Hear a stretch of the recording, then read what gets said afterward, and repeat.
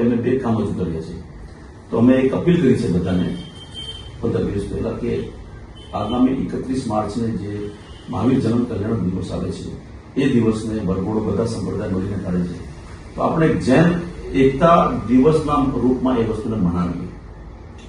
તો એની માટે અમે પછી દિલ્હી વાત કરી. દિલ્હી અમારે એમના એક મિત્ર છે તો એમાંથી વાત કરી.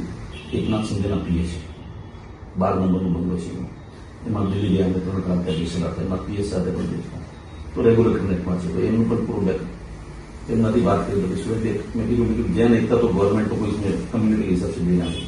तो मेरे को आप सजेस्ट करो कि क्या नाम से हम गवर्नमेंट को लेटर लिखे और सभी संस्थाओं को अपील करके सभी संस्था लिखे. પછી એને રિસર્ચ કરીને અમે કીધું કે સુરેશભાઈ એક કામ કરો, વિશ્વ કરુણા એવં અહિંસા દિવસ આ ટાઇટલ અમને આપ્યું.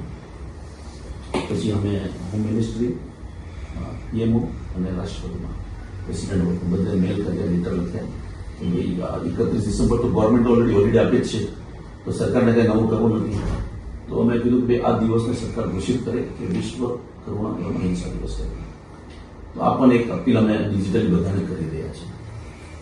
હવે જૈન એકતાના માટે અમે બે કામ રજૂ કર્યા છે.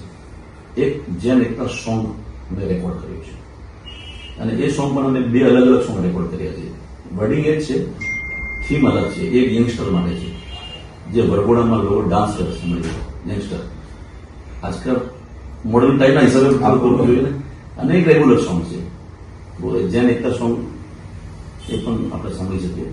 અને જૈન એકતાના ઉપર એક ડોક્યુમેન્ટરી ફિલ્મ બનાવી છે 7-8 મિનિટની. એના ઉપર કામ છે. એઆઈ બેઝ કોઈ ફિલ્મ બની રહી છે. એ બધી બે વસ્તુ આપણે महावीर जन्म कल्याण दिवस अठवाडिया 2 દિવસ પહેલા.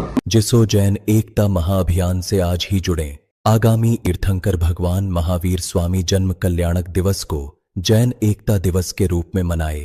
अभूतपूर्व जैन एकता का प्रदर्शन करें. इस वीडियो को सभी जैन ग्रुप्स में अधिक से अधिक साझा करें और अखंड जैन समाज के निर्माण में सहभागी बने. धन्यवाद.